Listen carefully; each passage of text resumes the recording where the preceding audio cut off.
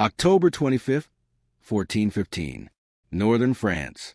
Picture this. You're standing on a muddy field at dawn.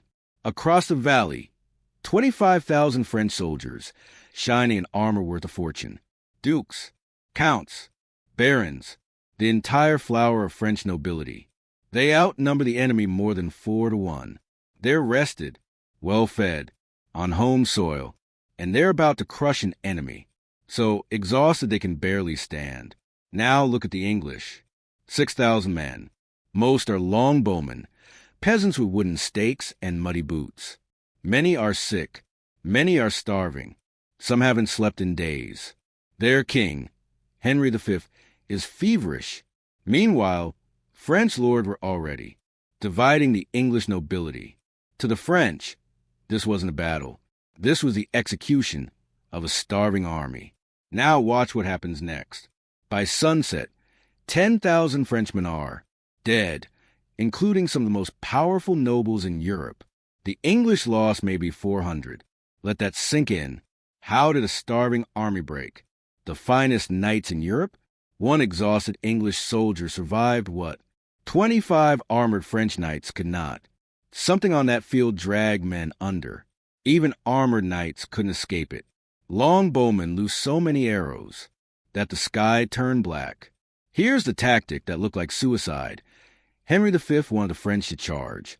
He needed them to take the bait because he was hiding a weapon the French weren't ready for. The French thought they were charging peasants. They were charging a trap. Why did France walk straight into the deadliest choke point of the century? By the end of this video, you will know exactly how. Sacrifice your comment, like, and subscribe. This is Agincourt, where 6,000 broken soldiers destroyed the pride of France and forged the legend of a king. Why did this battle happen at all? To understand how an English army, outnumbered 4 to 1, crushed France's elite, you need to know something. For decades, England and France have been locked in a struggle over crowns, land, and dynasties, what we now call the 100 Years' War. This wasn't supposed to be a major English campaign. By 1415, England was weak. Plagues, political coups, bankrupt kings. Who would invade France like this? Only one man dared. Henry V, young, focused, deadly serious about restoring English honor. He needed a victory, fast, so he did the unthinkable. He took the fight to France. Henry invaded in August 1415 and captured the port, Harfleur, but the victory came at a brutal cost. Disease tore through his army. Supplies vanished. Men collapsed in the mud. Hundreds died of dysentery. By October, the campaign was dying. Retreat was the only sane choice. But France had other plans. France assembled a juggernaut. 10,000 knights, armored nobles trained, for crushing hand-to-hand combat. 4,000 mounted horsemen, fast, disciplined. Riders built for shock attacks. 6,000 heavy men-at-arms, veterans, with swords, poleaxes, and maces. 2,000 crossbowmen, and 3,000 archers, and levies 25,000 warriors ready to erase the English in a single charge. But they didn't just want to stop an invasion. They wanted revenge for Crécy and Poitiers, humiliations France had carried for 70 years. Henry began marching toward Calais, his closest stronghold, but the French raced ahead to cut him off. They weren't hunting an army. They were hunting a cornered king. October 24th, night before the battle. Rain hammered Agincourt. Mud thickened into glue. The English shivered under soaked tents or slept in the open. No food, no warmth, no comfort. Across the valley, French nobles feasted. Wine, bread, roasted meats. They sang, laughed, celebrated early victory.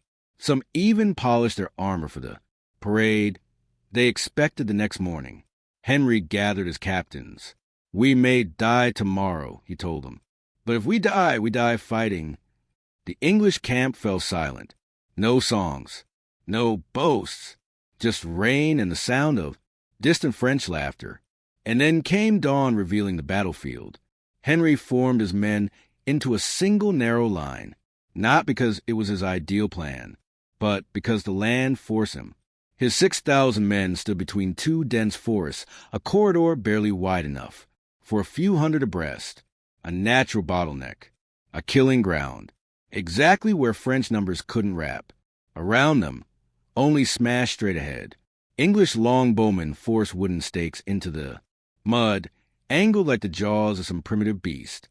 Across the valley, the French, deployed like a rising tide. Front line, 10,000 dismounted knights, forced off, their horses by the deep mud and cramped terrain. Second line, 6,000 men-at-arms, deep ranks pushing behind the nobles. Flanking wings for 1,000 cavalry, 2,000 per side, ready to crush the English longbowmen. Rear line, 2,000 crossbowmen and 3,000 archers. A human wall tightening the valley into a funnel of bodies and iron. The two armies stared at each other, and nothing happened. The French expected the English to sit, starve, and die. Henry knew waiting meant the same thing, so he made a move no one expected. Banners forward. English longbowmen yanked there, sharpened stakes on the ground, advanced several dozen paces, and drove them back into the mud. An insult, a challenge, a message the French couldn't ignore. French units scrambled to reorganize. Horses snorted, slipping in the thick clay. Then Henry unleashed his second surprise. Archers hidden in the woods. 200 longbowmen opened fire from the treeline.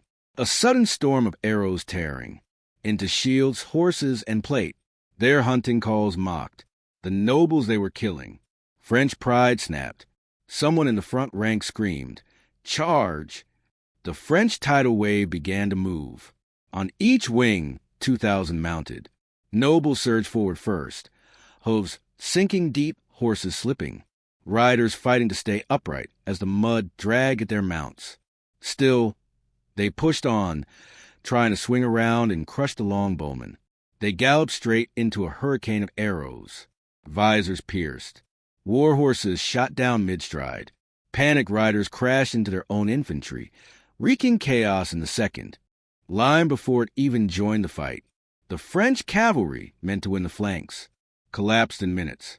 The French front line of 10,000. Dismounted knights pushed toward the English stakes under relentless arrow fire. Arrows didn't pierce their plate, but they shattered joints, cut tendons, crushed windpipes. By the time the knights reached the stakes, they were bleeding. Still, their sheer mass slammed into the English line. The trap snapped shut. English men-at-arms braced behind their stakes, striking downward at knights trapped. The longbowmen held back, for now, loosing. Volley after volley over the English line, hammering the French ranks. As they stumbled forward, French plate meant immobility.